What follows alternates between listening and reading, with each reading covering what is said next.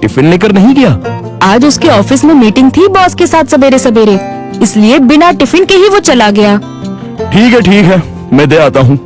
राहुल के पिता तैयार होने के लिए कमरे में चले गए। एक दिन पहले, माँ, मेरे दोस्त के पिताजी भी टीचर थे। उन्होंने देखो कैसे आलीशान बंगला खरीदा है। नहीं तो मेरे पापा, हम आज भी इस किराए के मकान में रहते हैं। राहुल गुस्से से बोला। राहुल, तुम्हें पता नहीं शायद, पर तुम्हारे पापा घर में सबसे बड़े थे, इसलिए 2 बहन और 2 भाइयों की शादी उन्हें ही करनी थी, और साथ में तुम्हारी पढ़ाई का खर्चा, और तुम्हारी बड़ी बहन की शादी भी तो थी। किसने किया ये सब? क्या फायदा इन सब का? उनके भाई बहन अब बंगले में रहते हैं। कभी उन्होंने सोचा है कि अपना भाई किराए के मकान में रहता है तो उसके लिए एक छोटा सा घर खरीद के दे दे? ये सुनकर माँ की आंखों में आंसू आ गए। उन्हें समझ नहीं आ रहा था कि जन्म दिया बेटा अपने बाप के बारे में ऐसी बातें कर रहा है। फिर माँ बोली, तुम्हारे पिता ने अपना कर्तव्य निभाया, अपने भाई बहनों से कभी किसी चीज की उम्मीद नहीं की। राहुल पागलों जैसा बोल रहा था। अच्छा वो ठीक है, पर पिताजी लड़कों की ट्यूशन लेते थे। उनसे अगर फीस लेते तो आज पिताजी पैसों की गद्दी पर सोते। आजकल के क्लास वाले देखो कैसे इंपोर्टेड गाड़ियों में घूमते हैं। लेकिन तुम्हारे पिता के कुछ उसूल थे, ज्ञान बांटने के, पैसे नहीं लेने के, इसलिए तो उन्हें ढेर सारे पुरस्कार भी मिले। पता भी है तुम्हें? ये सुनते ही राहुल जोर से चिल्लाया, क्या फायदा इन पुरस्कारों का? क्या उनसे हमारा मकान बनेगा? पड़े हैं धूल खाते उस कबाड़ खाने में, कोई नहीं पूछता है उनको। तभी दरवाजे की बेल बजती है। पिताजी ने अपनी बातें तो सुन नहीं ली ना।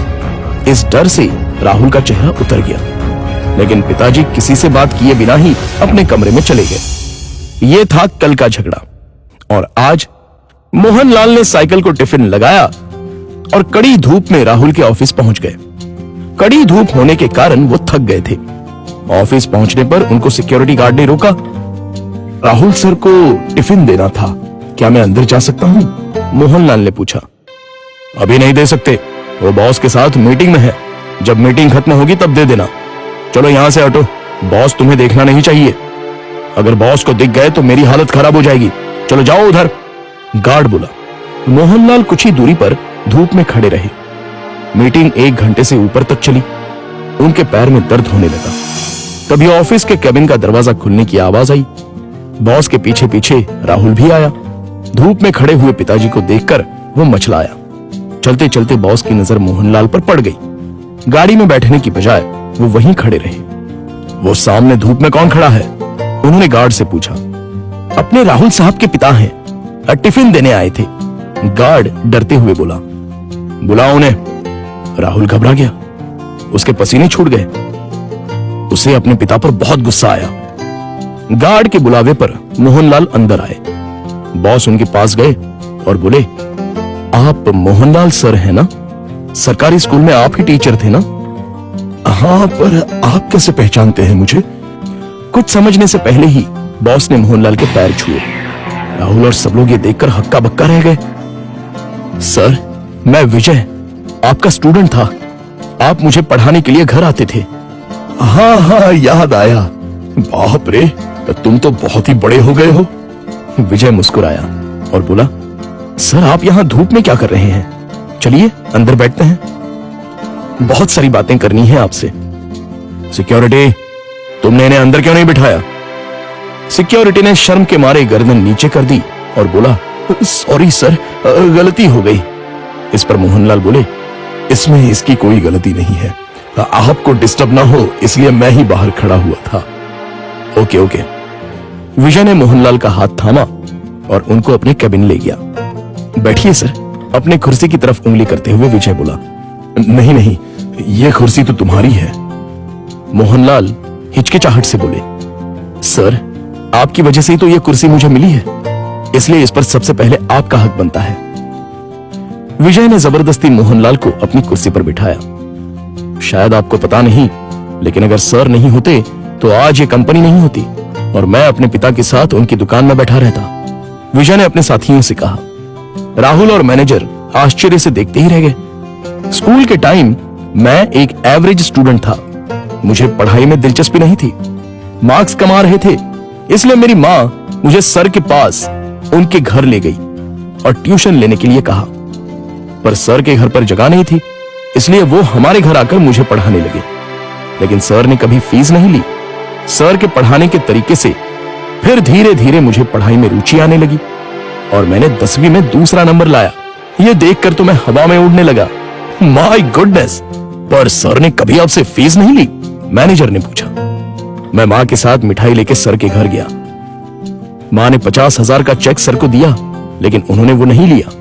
तब सर ने एक बात कही थी जो आज भी मुझे याद है। सर ने कहा था, मैंने कुछ नहीं किया, आपका बेटा ही होशियार था।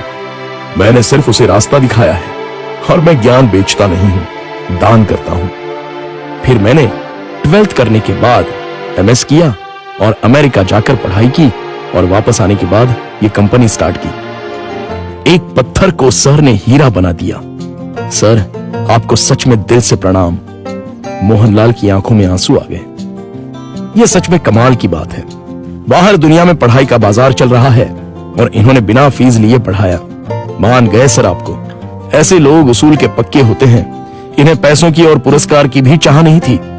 इन्हें तो बस अपने स्टूडेंट का भला हो, यही दिन रात सोचते थे। सही कहा सर आपने। ऐसे लोग तो दुनिया में बहुत ही कम होते हैं। सर, क्या आज आप उसी किराए के मकान में रह रहे हो? मोहनलाल की जगह राहुल ने ही जवाब दिया।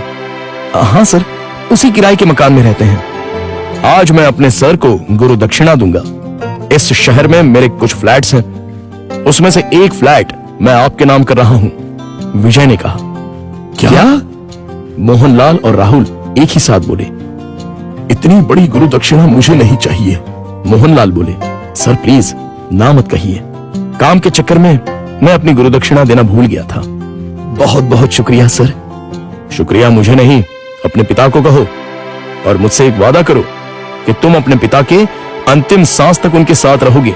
हाँ सर, मैं वादा करता हूं। राहुल इमोशनल हो गया और उसकी आंखों से आंसू आ गए।